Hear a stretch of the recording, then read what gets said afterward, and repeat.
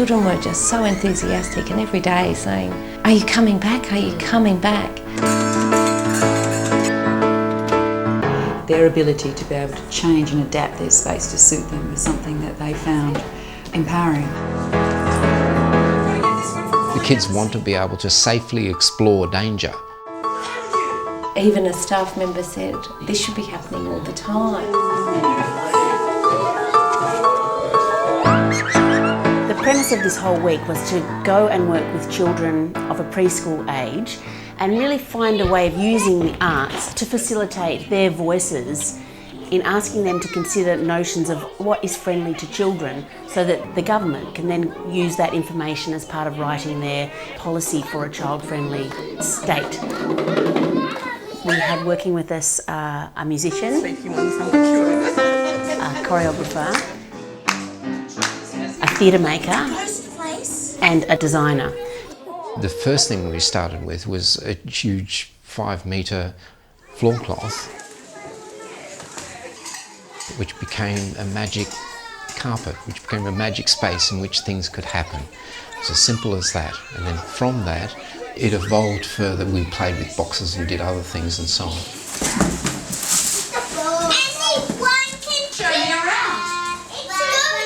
We ended up giving walls to the magic carpet. It was just like a bare canvas or an open space that children could play with and express themselves.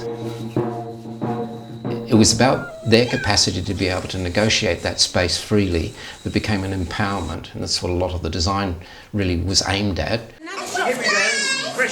My favourite part was seeing those 2 children inside a great big box, and all you could see was 4 feet walking with this great big box. They couldn't see anything. They didn't know where they were going. They were obviously looking at each other in the box. We've got an idea to make you happy, King Jack. We're going to sing you a song. Would that make you happy? They're at a stage of development where their ideas and their imaginations are developing and unfolding. So if we facilitate and lead their play, then they kind of take that and then take it to the next level, and then we can throw them more ideas in the mix. There's been some research done by a woman from Queensland called Cassandra Waddell. She was looking at very young audiences for theatre, but I think it applies to play, to childcare centres, or I think it actually applies to adults too. But she said there's sort of a natural division between 5. There's the dramatist, who has to get in there and imitate and do. There's the mystic, who just goes, "Wow, this is amazing, this is fantastic." There's the technician, and we had several technicians who had to come over and see what you were doing there. There's the spectator, who just goes with the flow, and there's the conversationalist, the one who has to talk it through. And I think that's what we saw on this magic carpet at the end. Everybody in the Magic Kingdom, today is a very special day. Children are able to be 4 years old and caught up in that moment and that character and that story, that it's not always about what's the next stage of development a child's moving on to. It's about, I can put on a wig and I can become something, and then I can take that off and put on a tail or a scarf, and reimagining becoming over and over and over who I am and who I can be. There's certain things like, rhythmic and harmonic elements make more impact when you're improvising. Strong beat, let's dance, or the up high tones up here, the fairies are dancing, and clusters of notes are sort of putting people into I don't know where I am, mysterious sort of frames of mind. Could that be something to do with your building? Every time they were given the choice to move something or change the arrangement of things, they took it up, and I just think that that's when they're happiest, when they can see that there are options and they can take those options. They're quite happy to do actions as long as the actions change fairly regularly. And this is something that I kind of felt from today, was that they like the stimulus of something new and the next thing. They do like to go back again, as we've identified already, that idea of repeating an activity, but perhaps going on with a number of different stimulus and then coming back.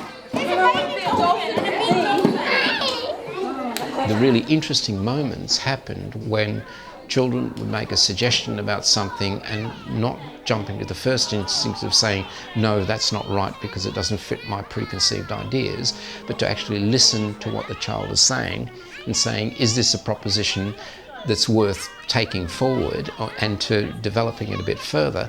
But that wasn't chaotic. That was actually just taking time to listen to the child, and I found that really fascinating. And what we found over the 4 days we were exploring with these young children was that they wanted to construct their own world. And they didn't need to have kind of solid formal materials. The cardboard boxes, they were able to turn into whatever shape, form or environment that they could think of that suited their creative journey at that particular moment. And they could flatten it, they could open it out, they could climb in it, they could climb under it. They could pack it away, bring it in, put it together and create a little city out of it if they wanted to. Big house. Yes, and what's in it? Watch out. We've got to put that there. And that seems to be what's lacking in their world in terms of how we formalised it, that we create the play equipment, we shape it and they just use it. So it's not a co-constructed process where they actually get to make it themselves and make it according to the feeling and thought and the emotion or the journey that they want to go on in this particular point in time. Oh, now let's have... One of the challenges for us is to really look at what is getting in the way. Do we value creativity and the arts and play? And if we do, then how do we make it that it can happen? Oh, the lion. I remember that scary lion. What happened with the lion? The lion and the tiger. And what happened? Oh, that was so much fun. What did they do at the sleepover? It really is the adult's responsibility to create an environment that has many options.